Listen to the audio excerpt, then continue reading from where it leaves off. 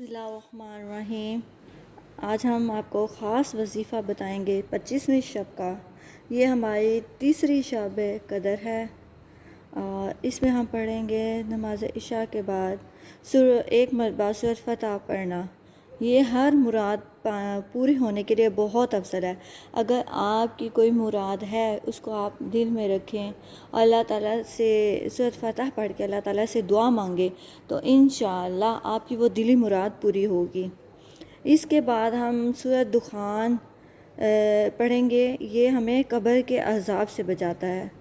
حضور صلی اللہ علیہ وآلہ وسلم یہ سورت ہر رات پڑھا کرتے تھے۔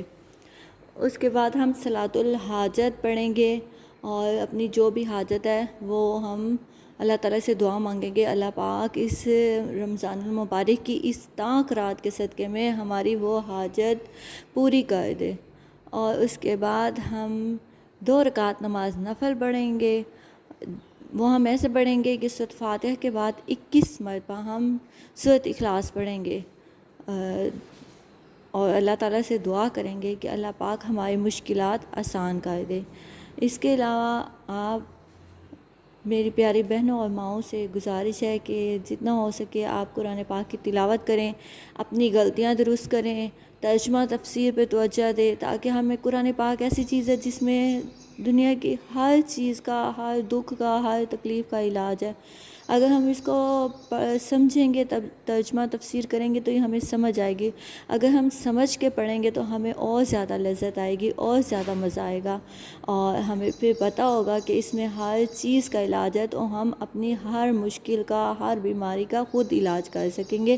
اللہ پاک ہمیں قرآن پاک سمجھ کر پڑھنے کی توفیق عطا فرمائے۔ جزاک اللہ۔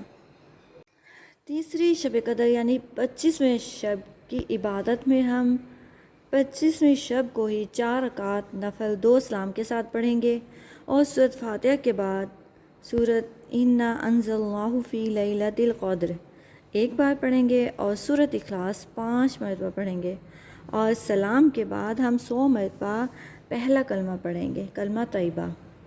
اس کے بعد ہم 4 رکعت نماز 2 سلام سے پڑھیں گے۔